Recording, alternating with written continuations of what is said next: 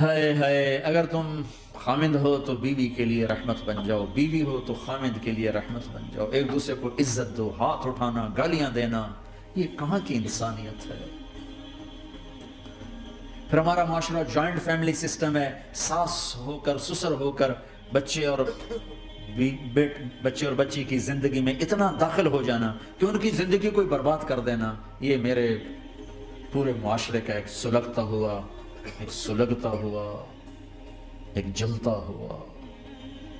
دکھ دیتا ہوا، یہ ایک اتنا بڑا روگ ہے کہ میں کتنے ہی آنسو بہاؤں تو میں اس غم کا حق نہیں ادا کر سکتا جو ہر گھر میں لڑائی ہے۔ ساس اور سسر کا بے جا دخل بچی کی زندگی میں، اس نے گھروں کو آگ لگا دی ہے۔ ہمارے پڑوسی ذمہ دار ہیں، ان پڑھ ہیں بڑے ذمہ دار، تعلیم اتنی نہیں ہے، تو ان کے ایک بچے کا میں نکاح پڑھانے گیا تو ان کے والد بیٹھے تھے نکاح سے پہلے، ایسے ہی تو مجھ سے کہنے لگے مولانا صاحب میری بیوی نے مجھ سے کہا کہ دیکھو ہم دونوں عمر گزار چکے ہیں، تو ایسا کرو اپنے بیٹے کا گھر الگ بناؤ اور اس کی بیگم کو وہاں لے کر آؤ، اگر یہاں لے کر آؤ گے تو ہم دونوں کہیں ان کی زندگی خراب نہ کر بیٹھے اور ان کی زندگی میں دخل دے کر کہیں ان کی زندگی کو تنگ نہ کر دیں، میرے بیٹے کا الگ گھر بنا، وہاں اس کی بیگم لوگ کے لے کر آ تاکہ ہم ان کی زندگی میں داخل نہ ہو سکے۔ میں حیران ہو کر ان کو دیکھ رہا کہ ان پڑھ باپ، ان پڑھ ماں، اور اتنی اعلیٰ درجے کی بات، اب ہر آدمی میں یہ سخت نہیں کہ اپنے بیٹے کے لیے الگ گھر بنائے، یہ تو ہمت ہے کہ ان میں دخل دینا چھوڑ دو، کہ خامند سے زیادہ خامند کے ماں باپ اس کی بیوی پہ حق جتا رہے ہوں، یہ میرے نبی کی معاشرت نہیں ہے۔ میں دکھ سے کہہ رہا ہوں، اب محسوس نہ فرمائیں، کوئی عورت ساس ہے تو محسوس نہ کرے، کوئی سسر بیٹھے محسوس نہ کریں، میں درد بھری فریاد کہہ رہا ہوں، یہ میرے معاشرے کا سلگتا ہوا ایک مسئلہ ہے، ایک گہرا داغ ہے جس نے زندگیوں کو تباہ و برباد کر کے رکھ دیا ہے۔ کہیں اس کا الٹ بھی ہوتا ہے کہ آنے والی لڑکی ایسی بدتمیزی کرتی ہے کہ اس کے خامند کے ماں باپ کو بے عزت کر کے رکھ دیتی ہے، رشتہ داروں سے توڑ کے رکھ دیتی ہے، یہ کیسز بھی ہیں لیکن یہ تھوڑے ہیں، یہ دوسرے والے زیادہ ہیں۔ میں اپنے نبی کی معاشرت بتانا چاہتا ہوں کہ میرے نبی کی زندگی میں محبت کے سوا کچھ نہ تھا، کل کائنات کے نبی ہیں، اور حضرت عائشہ سے کہہ رہے عائشہ دوڑ لگا، کوئی یہاں کہہ سکتا ہے، کوئی مولانا کہہ سکتا ہے بیوی سے آؤ بیگم دوڑ لو، تمہارے کو گھر ہی نکل تھی دوڑنا کتنے، چلو پوڑیاں چڑھ دے رہا کرو، پوڑیاں چڑھو ہیں۔ عائشہ دوڑ لگائیں، کون کہہ رہے ہیں؟ دو جہان کے سردار عائشہ دوڑ لگائیں، تمہاری تو بزرگی فوت ہو جائے۔ تو آپ نے صحابہ سے کہا، ایک سفر سے واپس آ رہا، جاؤ بھائی سب آگے چلے جاؤ، وہ سارے آگے چلے گئے، جب وہ نظروں سے غائب ہو گئے، عائشہ آؤ دوڑ لگائیں، دونوں نے دوڑ لگائی۔ حضرت عائشہ فرماتی میں آگے نکل گئی، کچھ سال گزر گئے تو میں ذرا موٹی ہو گئی، تو ایک سفر سے واپس آ رہے تھے، آپ نے کہا صحابہ سے چلو بھائی آگے، سارے صحابہ آگے چل کے غائب ہو گئے، کوئی نظر نہیں آ رہا، تو پھر آپ نے کہا عائشہ دوڑ لگائیں، میں کہا لگائیں، کہا ہم نے لگائی تو میں ذرا موٹی ہو گئی تھی، تو نبی آگے نکل گئے، تو پھر آپ نے فرمایا ہذہ بتلک، عائشہ آج میں نے اپنا بدلہ لے لیا، اس وقت تم جیت گئی تھی، آج میں جیت گیا۔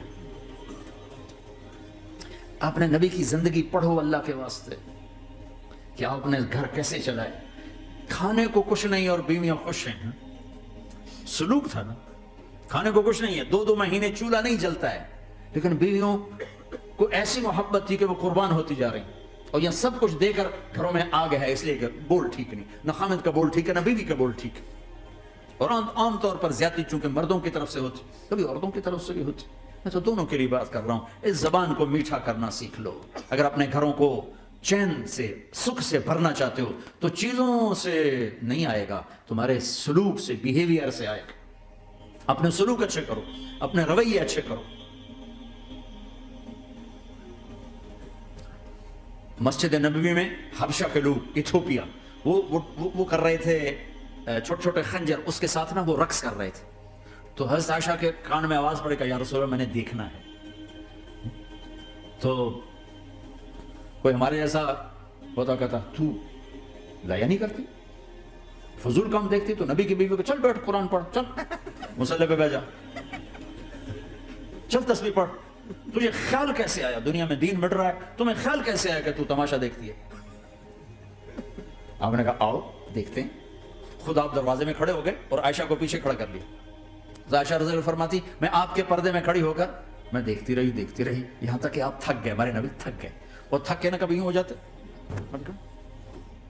कभी यूं हो जाते, एक पाँव का सर, फिर कहने लगे आयशा बस ना करें। मैंने कहा नहीं अभी मेरा दिल नहीं भरा। अच्छा ठीक है।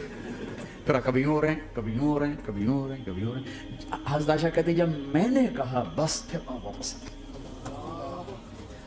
ये मेरे नबी की जिंदगी है। तुम लान तान से जिंदगी बनाना चाहते, सास ससुर बहू पर बेटे से भी ज्यादा हक जिताना चाहते।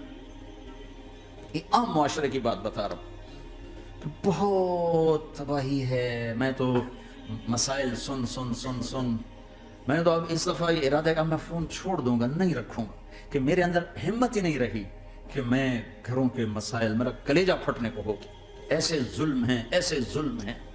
हमारा ससुराली मुआशरा बड़ा जालिम है, बड़ा जालिम। 99.99% जुल्म है।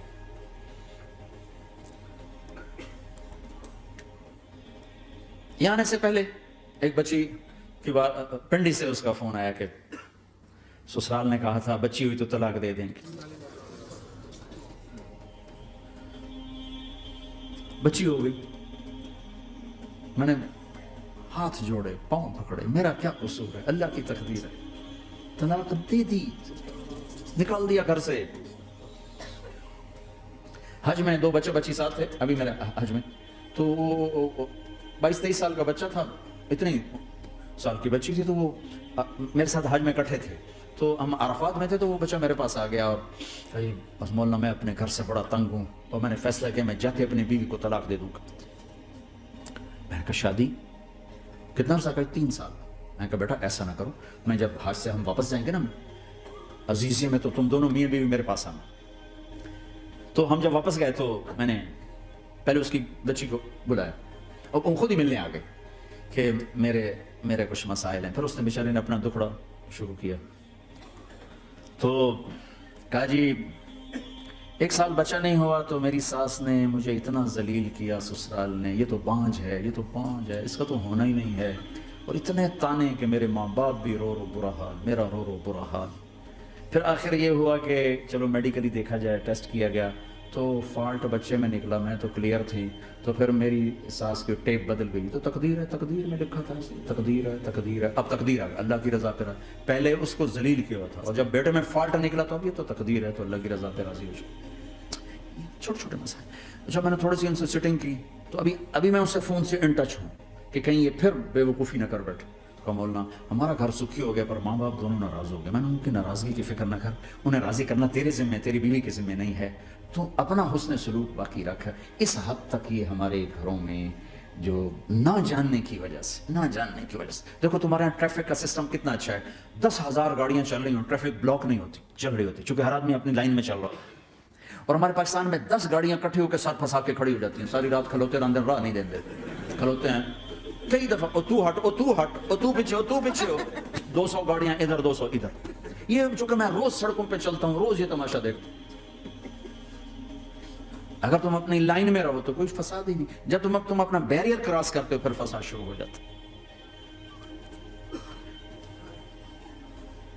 तो भाइयों अपने नबी की जिंदगी सीखो। एक सारा छोटा सा काम, जबान जबान जबान। ग़ीबत छोड़ दो, झूठ छोड़ दो, गाली छोड़ दो, ताना छोड़ दो, तंज छोड़ दो, बुरा भला कहना छोड़ दो, बल्कि हौसला अफजाई करो, तारीफ करो। एक हमारी धोबन थी मासी शरीफा, मरहूम 85 में फौत हुई, सन 85, बहुत लड़ाकी थी। तो आगे एक दिन मेरी बहन के पास कहने लगी बीबी मेरी नौ मेरे नाल बड़ा लड़ती आती, मैंने कोई तवीज़ दे सारिया मेरी नौकर बन गया।